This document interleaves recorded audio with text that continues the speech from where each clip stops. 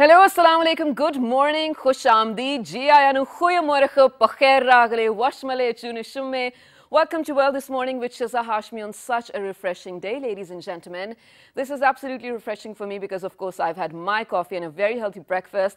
I really hope you're doing the same today because that is going to stay with you throughout the day. A healthy, breakfast obviously leads to a healthy mind. And as I always say, a healthy decision making too. So really hope you're doing that. Other than that, ladies and gentlemen, if you're watching this show, I'm having my exams this week. So please pray for me. Pray for this little person to pass these exams because, of course, I need that degree for my future prospects of the career that I'm starting right now. So just a few days back, ladies and gentlemen, last week, in fact, we had a conference in Islamabad. This was called Leaders in Islamabad Conference, where Pakistani expats were here as well, and some of the prominent people from all over the country as well, who were talking about, how the PTI government, the incumbent government, has made such a conducive environment for investments in the country. So a lot of investments were pouring in, a lot of business ideas were pouring in, and that is what we will be discussing today. So without further ado, I think I should be definitely introducing my guest to you. Before that, I should tell you, the Pakistani community forms the 6th largest diaspora in the world, which is amazing, of course. It's better for the country. They are bringing in an amazing capital, and it is improving the economy of the country. That is what we want in the end of the day. So introducing my guest to you, on my right-hand side, we've been joined by someone who happens to be the Deputy CEO of Abwab Capital. And by designation, he happens to be an investment banker. He is none other than Mr. Kashif Khan. Hello, assalamu alaikum. Welcome to the show. Assalamu alaikum and pakhair ragri. Well, good morning, yes. So I wish I had known these languages a little more, but these are our country languages. Of course. So it came out really well. Well, thank you very much for having us. Well, it's absolutely my pleasure, especially early in the morning, because I'm not a morning person unless I've had my coffee. I have no idea about you guys. Next to Mr. Kashif Khan, we have someone who happens to be a lawyer by profession. She is a partner and also the global head of Islamic finance. This is Umaira Ali. Hello, assalamu alaikum. Welcome to the show. Thank you for having us. Absolutely our pleasure. Next to Ms. Umaira, we have Khalid Aziz, who happens to be the vice president of Nokia and also a technology entrepreneur. Hello, assalamu alaikum. Welcome to the show. Thank you very much for having us. Okay, so first of all, to begin the conversation, of course, you guys were there last week attending the conference, but before that, you came from Germany and you both came from Dubai, right? That's right. That's right. How has your trip been? Let's start with you. it's wonderful, coming back home. Yeah. Although we live in Dubai, but we call Pakistan our home. Yeah, of course. And it's always good, it's funny as I land and you see the Pakistan, like you said, Zameen. Right. It gives that emotion out that this is our country. So the trip has been great. Coming back home is always good. Right. Meeting our people, Absolutely. Interacting. Most importantly, the desi food. Yeah, which of course. Obviously we get that in Dubai as well. Yeah. But what we have here is you can't beat that. Absolutely. And this question is something we should ask Mr. Khalid over here because you live in Germany, right? That's right. Yeah. And this halal food sort of dilemma is so popular there in Europe especially. Absolutely. So do you get to have the biryani that you had over here? There is no second biryani than what you have here. Right, there is absolutely. no comparison, no matter whatever you try.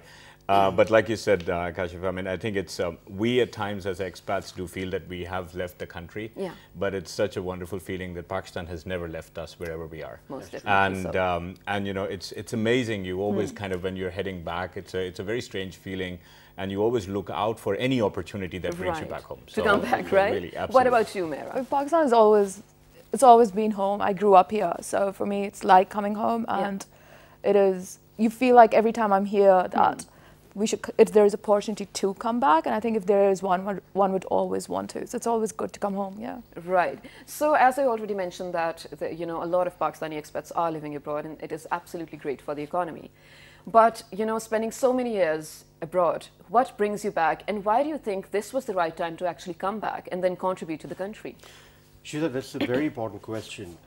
People like us, we've been, I never lived in Pakistan. I was born, brought up in Kuwait, and I lived in New York. So, the time that we are in at the moment, it's basically the credit goes to the government. Absolutely. The environment that we see, the energy that we see, the leadership that we have, that's giving very, very positive vibes. Right. Not only to us, I mean, fine, for argument's sake, we are Pakistani, so, we are patriotic about it. Yeah.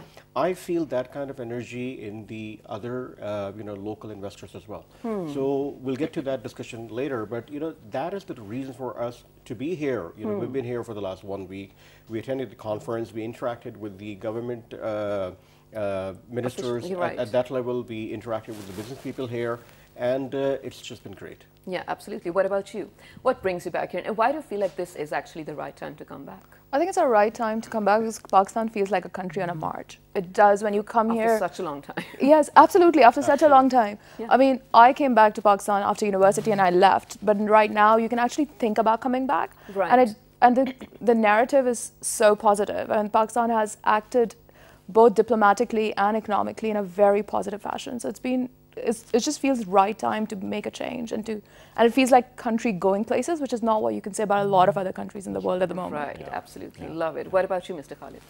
Yeah, very similar sentiment, I have to say. I think there's the other aspect that there are a handful of countries in the world that have got so much going for themselves, starting with, vibrant population, diverse culture, immense opportunity landscape. And like my friends have just said it, I think it's a lifetime opportunity when we are seeing that right from the top, the direction is actually making a lot of sense, and it's kind of becoming in the League of the Nations, sort of really truly to become a partner rather than being somebody who's sitting on the fences and looking outside. Right. And even the last 7-8 months have actually shown wonders when you are as an expat living outside and you see these trends coming out, immaculate. So that pulls you even more back home. Right, absolutely love the response. I want to add one more thing to yes, it. We living in our respective countries and respective careers, we have done, alhamdulillah, really well. We feel that it's our obligation to give it back to the country now. Right, of course. Right. So this is one thing that actually makes us, come back and see, figure out where the opportunities are. What can we do for our country? Right. We always expect what can Pakistan do for us. Well, what can we do for Pakistan? So this is the idea, especially now in this environment with this government, we feel that energy. You might feel attacked with this statement that I'm going to say, but I always say to all the expats who come to my show that when you moved out of Pakistan, you caused a brain drain, and now it's your duty to cause the reverse brain drain. Of course, absolutely. Right? Absolutely. You need to and I think you're spot on, and I think we all carry that obligation. Yeah. And somewhat that is the pull that also brings you back, because you actually feel much more obliged that you need to now. You did the brain drain, you contributed to that, but you need to bring back a lot more as a combined intellectual capital to the country itself. That is right. Required. Absolutely love this approach. Okay, let's talk about this conference that happened last week, Leaders in Islamabad. You tell me, what were all these people? Who were all these people who were attending this? What was this conference about, and what were the results? Unbelievably, there were 1,600 people in the conference. Okay. It was a 2-day conference, and 65 different countries' delegates were there. Wow. You would see Asians, you would see Europeans, you would see North American. So it was amazing. You could feel the energy in the air. A lot was discussed. A lot in terms of sectors, in terms of opportunities. Right. So I personally felt amazing when I was at the conference, and I think they should do more of these conferences. Of course, yes. One thing I always saw, living abroad, that Pakistan is a great product with no marketing. Okay. And these kind of conferences, this is basically the marketing tool for us to show the world that this is who we are, this is what we can deliver, this is what we are doing, we are on track, we're going in the right direction, and all the norms. Just this was, I think, a few days ago, there was this person who was, again, a Pakistani expat who lives in Canada, and he said the very same thing: Pakistan needs a proper PR team. Absolutely. And actually, when we're talking about Canada, I feel like we need to take inspiration from them. I mean, do you hear any, China and Canada, actually, when we're talking about PR, everyone in the world thinks and speaks high of them, and that is because of a reason. That is what they've portrayed, right? But okay, you tell us about the conference, Sumaira. How did you feel about it, and what was the response that you I think what I thought was really good at the conference was the narrative of the country itself. I think it was very, very clear where the country is headed. It was very clear that we are looking towards peace. We're not interested in war. But that is how the government acted initially when the whole thing went down. But they were also very, very clear in the narrative. it was also something that I overheard was like, we are open for business. And that was the theme, that we are open for business. Yeah, right. We are going to attract capital. We Right. want foreign investment to come in, and we want intellectual capital to come back. Most So I definitely think so. that was really good. Well, the other thing was Pakistan had finally realized its strategic importance Yeah. geographically as well as in the trade sector. Right. And that is something, what was very clear is that all stakeholders are behind that. And that is something, I mean, I don't know if you guys felt that. I thought it was very interesting how everybody had the same message. It was the same thing. Absolutely. It was like, you know, we're open Very for business. cohesive, We're yeah. not interested in war. And we want investment. We want to grow this economy. We are interested so in very people loudly, we growth. sort of gave out a message of peace altogether, Absolutely. right? In Absolutely. the conference as well. Did you feel the same about this, Mr. Khalid?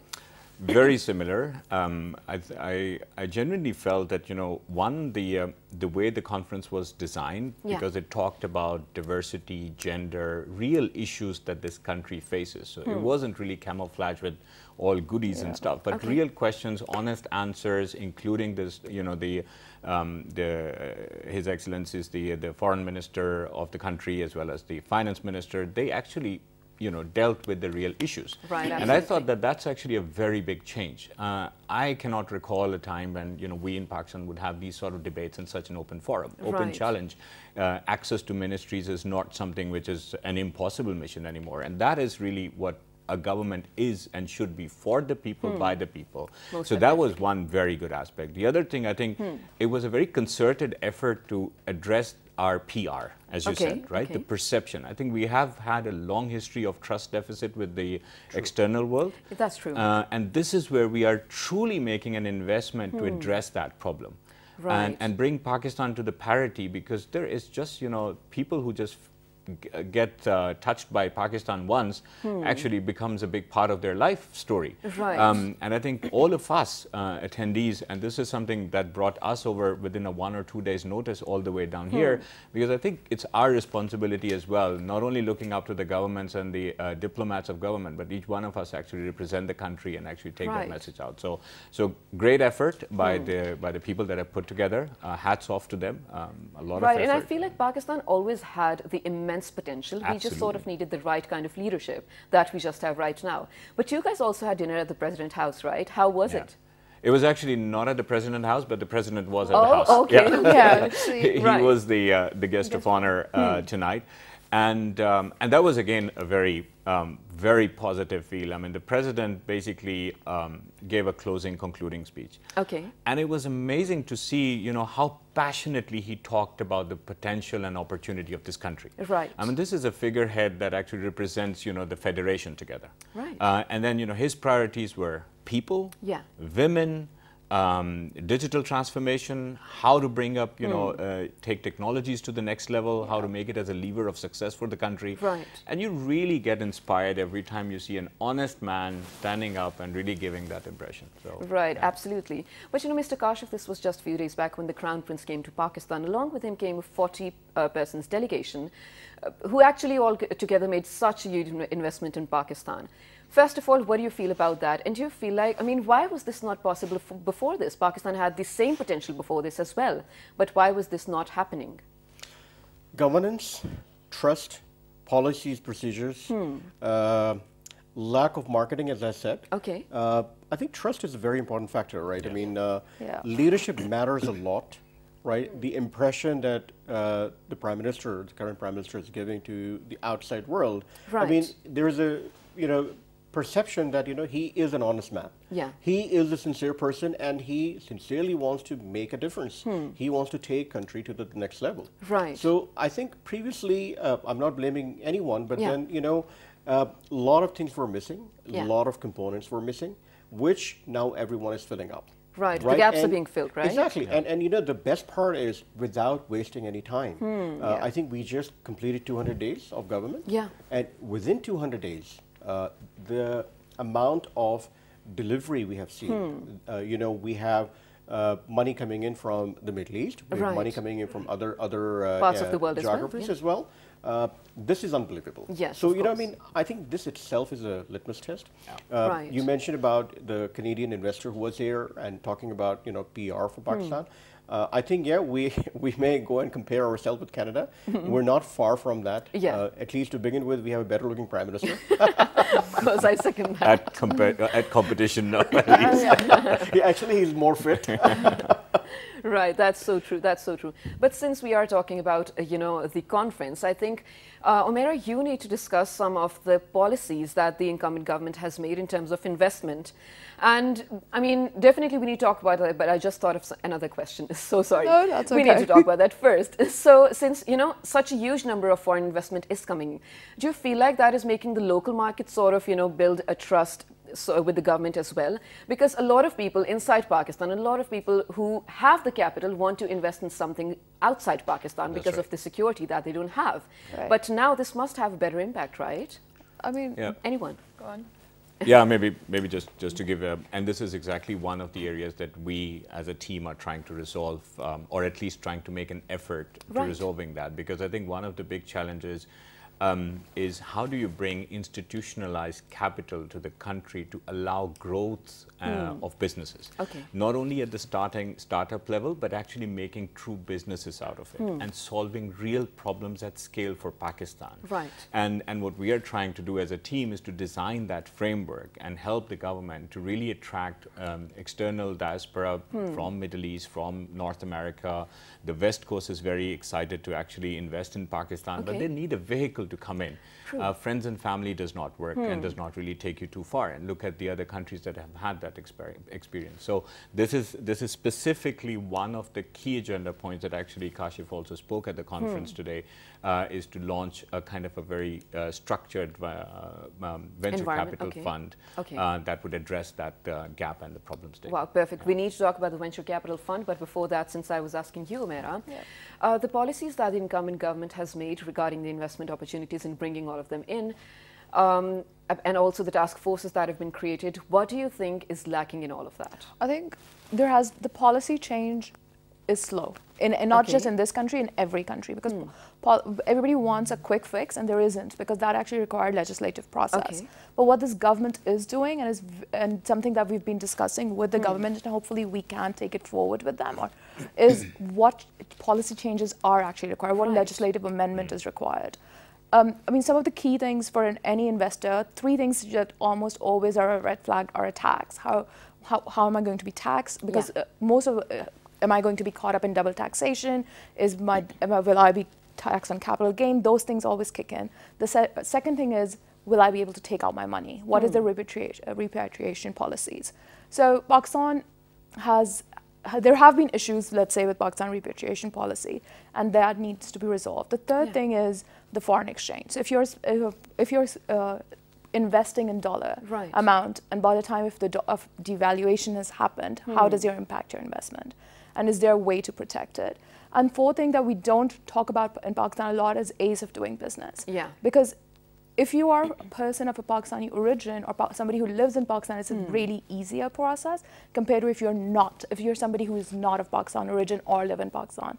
For example, it can take, or used to take in Pakistan, about 8 months to open a bank account if you're a foreign company. Or if you were an international company and trying to give a loan to a subsidiary, that was a long process and required a lot of changes and, let's say, permission, and without getting into really gory details of it.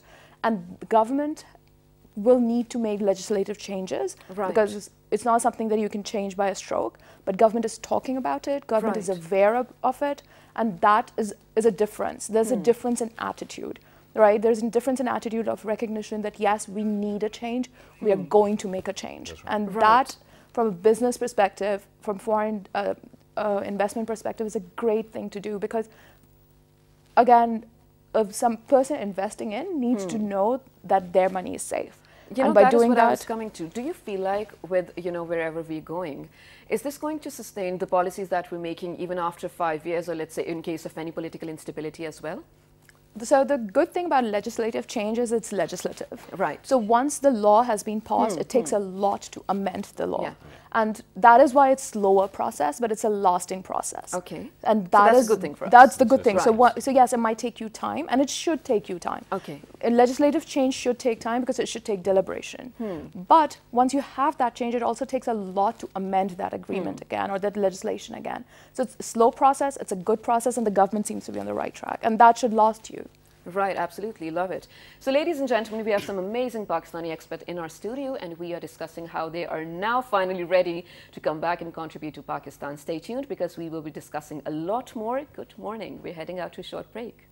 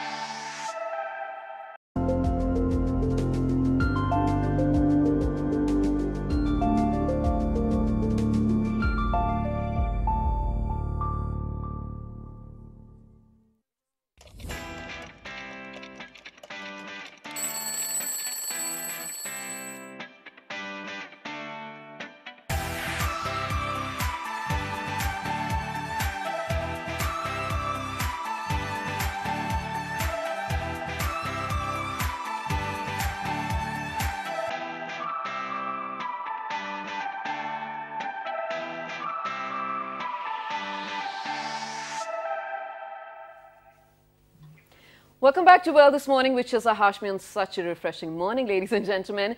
We are in conversation with some amazing Pakistani expats who have come back to Pakistan to contribute to the economy. Of course, that is just because we're celebrating the new policy reforms of the new government, who have made such a conducive environment to come, invest and grow their businesses in Pakistan. So to begin with, Mr. Kashif, again, now for a layman like me who does not understand what a venture capital fund is, please explain in detail. So just a correction, we haven't came back yet. Yep.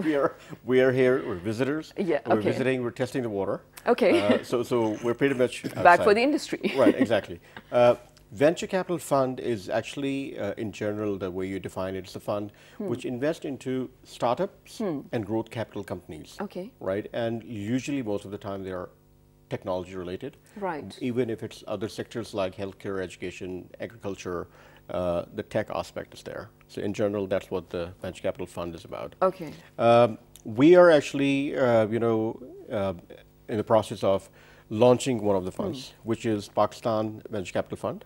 We feel that there is a lot of opportunity here. A lot of new innovative ideas are coming. Right. Youngsters are coming up with tech companies. Daraz.com is one of the success stories that we have, where the company was started here and an international investor came and took over. So I think there's tremendous amount of opportunity, and we living myself in the Middle East and my friend out in the European market. I have friends living in the North American market. Right. There's a lot of interest in terms of the Pakistani diaspora is looking to invest into these companies. Okay. Now, as Khalid mentioned previously, that the friends and family structure doesn't work anymore. You have to have proper structure, governance structure. You need to have institutional funding, and that's where we're putting together the structure, which will eventually come and invest into Pakistani startups and growth capital businesses. Right, okay, but this might also create a lot of job opportunities for the Pakistanis over here, right? Big time. So job creation is a hot topic. Last week at the conference, this was one of the topics that one of the panels discussed. The Prime Minister himself has taken this task in terms of creating jobs for Pakistanis living in Pakistan, creating jobs for expat Pakistanis overseas. So yeah, when you have new companies coming up, when you have new businesses being launched, naturally there are a lot of opportunities for youth to go to the next level and basically, develop their careers. Right, that's absolutely brilliant. But Amira, just again, a few days back, there were some people over here on the show who were sort of discussing the similar things with me about the conference. And one of the issues that they raised was that the academia needs to, step it up a notch. I mean, of course, we need to sort of incorporate newer stuff in the curriculum so that the graduates that we produce are up to the mark with the global market. Do you feel the same? I think yes, and I think the government has realized that. So one of the things the president said at the dinner that we were talking about earlier was that he's in conversation where he wants universities to actually work with the industry and to see what the industry need and have curriculum change to adopt to that. And I think that's the forward thinking, and and he realized that in his own example, that he said when in his career he knew how to fix a problem and not how to prevent it. Right. And he said that is what he wants the education to be looking at. And he also mentioned that he's been in discussions with tech companies on the West Coast to kind of figure out and for the investment to help with that kind of education. So yes, academia needs to change it of its mark. It needs to produce talent that fits into the industry, but also government policy needs to change. Yeah. And once the government policy and curriculum changes and matches it, then it will happen. Right, absolutely. But Mr. Khalid, you know, when we are since talking about academia, the degrees that were very important a few years ago are sort of, you know, out of the map now. I know this is a little off topic, but I really do need to talk about it. So again, what are we looking at in the future? I mean, what are some of the things that people should be opting to study right now if they do want a career in Pakistan, first of all? And then, you know, when you see technologies coming in such a fast pace, if we're looking at news anchors who are going to be, you know, AI robots, then what really should we be studying? I mean, are there any jobs for us left? Very interesting question, actually. Amazed you brought that up. But I think there is a titanic shift that has taken place already in the new world order that we're living in, enabled by technology. And you're absolutely right that if I would want to go back to the university and then decide that I would want to work for Facebook, for example, I actually do not know what degree should I do. And ironically, Facebook's first 1,000 recruits were actually less of software engineers, more of psychologists and behavioral scientists. Wow. Because they wanted to understand the human brain. Wow. So the combination and the cognition of a lot of these you know, learnings are really, really powerful when they come together, when you think about, you know, how the new technology evolves. So from that perspective, one, education is absolutely critical. And it has to be world-class. So like Umaira said, needs to up the notch and really bring that up. And I think there the recognition is there. Second most important thing is you're living in a knowledge economy. Right. A knowledge economy does not mean that what I learned today is applicable tomorrow. So you have constantly you need to learn. Right. Unlearn and keep learning. And that passion, if there is one advice that I need to give it to the people who are listening, is that you cannot give up learning and constant learning. You have to have this obsession of learning the new things, because especially in the technology world, things change so rapidly that I, being an engineer and being an entrepreneur, it's really tough to keep up the pace with the change. And that's a very positive thing at the same time. And I think the third element that I would say, the technology has actually flattened the world. No matter where you are in the world, as long as you have access to electricity, the fundamental access, the survival kit. The survival kit, absolutely. You can actually build the journalist robot anywhere in the world. And in fact, at the conference last week that we had, you know, one of the best innovation was around robotic journalism. Oh, wow. That would actually build up, you know, complete newspaper articles looking at, you know, what are the trends and so on within 30 seconds or so.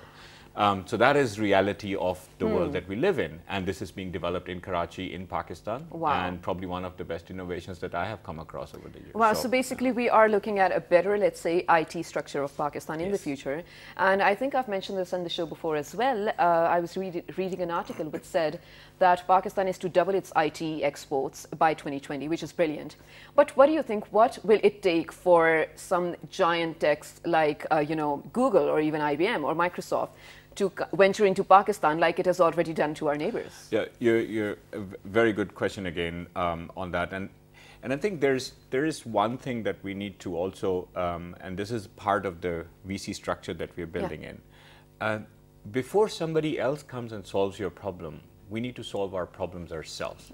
And that indigenous ability to innovate and develop technology in-house will always give you a premium advantage because you're solving a very indigenous problem.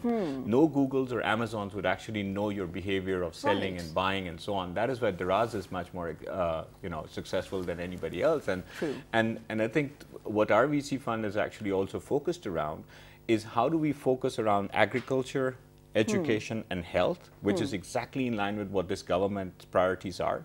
And how do we make sure that these are the areas where we solve our own problems using the youth and the talent and the intellectual capital that this country possesses, and the diaspora that wants to invest in that. So then you create, kickstart an ecosystem, and only once you've created a few star performers, then you will see a lot of Googles coming in, because then they start becoming the traction points. Well, fingers crossed for that. But Mr. Kashif, we've been talking about how, you know, you are going to bring a lot of investments in the country, attract a lot of investments in the country.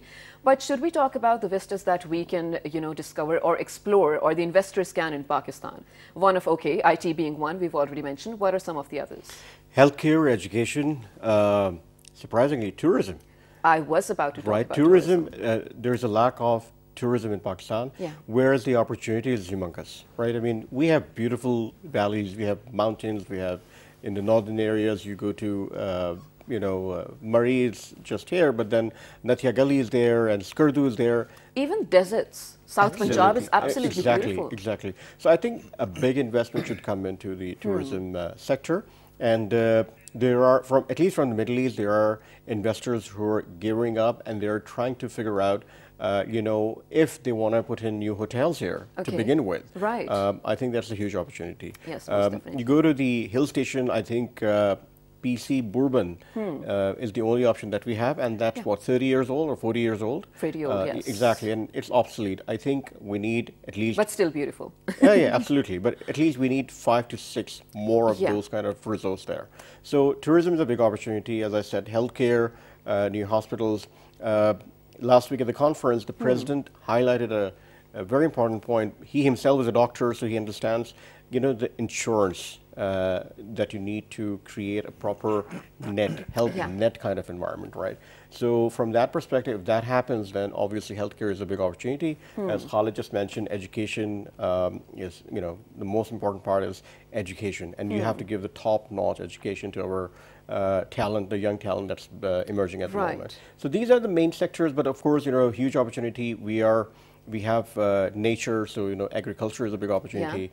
Yeah, pretty much, these are the main areas where expat or Middle Eastern investors are focusing on at the moment. Right. Okay. So since you are talking about tourism, I feel like like you mentioned that some of the very huge hotels are sort of old, and we need newer ones. So a few days ago, MD Tourism Khyber Pakhtunkhwa was here, and he actually spoke about something very interesting. He said that government has to sort of initiate to bring the private people on board. So this has to be sort of a public-private partnership.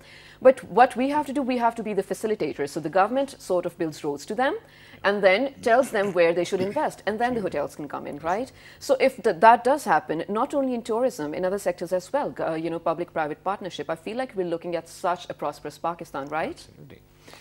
Yeah, I mean, no doubt about it. And I think the government has to be the catalyst to kickstart that, right? And I think the government is really very cognizant about this fact and is wanting to take the leap of faith in it.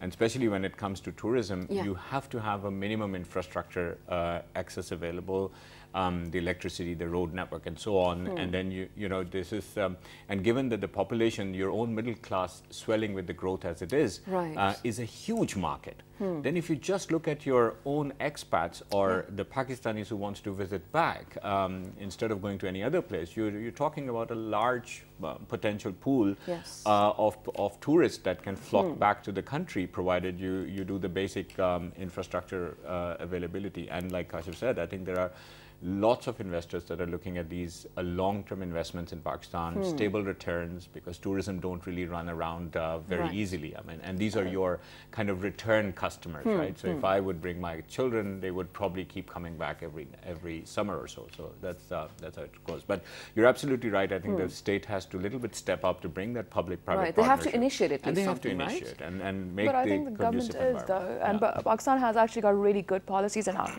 public-private partnership. Has done it for the last 20 years and it's changed it. So we did that initially with the deregulation of oil industry. We did it with power plants about 20 years ago when we got hydropower going, and we're doing it with the energy sector. I mean, Kashif mentioned some of the sectors, but energy is a big one for us, and there's a lot of renewable. There is oil and gas, which is the backbone, even though it's not the greatest backbone. But there's that. There's renewables. There's infrastructure, and for all of that, we would need foreign capital to build those infrastructure. And Pakistan is changing policies, and Pakistan actually is one of the few countries which actually has really good project and public-private partnerships. Right, Yeah, right, absolutely. And the legislation around is pretty good. Right, absolutely love it. So since we're short on time, very quickly towards the end, I want a message from all of you individually to the people out there who are watching right now. Attract them to invest in Pakistan. Here you go. Khalid, you want to Well, start? okay, start. Yeah, short and crisp. Like I said earlier as well, very few places that have this combination going for themselves. Starting with the talent, the population. Somebody has said a very good statement that the resilience that this country has shown over the last 10, 15 years, you know, in the most adversity, really bouncing back with the positivity. So I think they're very, and I have been to so many countries in the world, and every time I experience that, my faith only gets stronger that this is actually a unique place.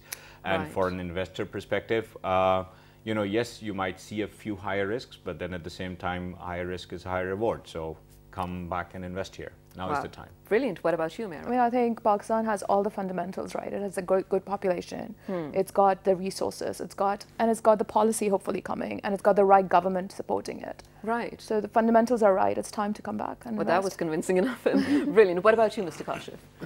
Well, my message Well, is... I see how you know, very sneakily took your time to think about the very perfect words and then let them speak first. No, I'm going to be brief because my message to everyone is that, you know, this is our country. Yeah. And we have to, if we don't invest, no one else will invest. Right? I mean, we talk about foreign direct investment coming in, investors coming in. I think the encouragement we give to them is basically, we take the first step. Yeah, of course. We are coming Lead the in. way. We're putting our money here. We're putting our energy here. So that's the message I give, that don't shy away. As Khalid said, high risk, high gain. Yeah. This is the country we belong to, and this is where our future is going to be. Right, absolutely. Thank you so much for joining us early in the morning. Mr. Kashif Khan, Mr. Khalid Aziz, and also Ms. Umaira Ali, and wish you all the best of luck for your future endeavors. Ladies and gentlemen, we were talking about the Pakistani expats who are now willing to invest in Pakistan or attract foreign investments in Pakistan because, of course, Pakistanis happen to be such a resilient nation. And then again, if we don't take control or lead of our lives, who else is going to, as they very rightly said. So if you learned anything, please write to us and tell us on our Facebook page with the name of World This Morning, on Twitter, World This Morning without G. Daily Motion on YouTube also well this morning. And if you've missed the show, it's okay. You can catch the repeat at 11 p.m. tonight. Till the next time, take care. Good morning.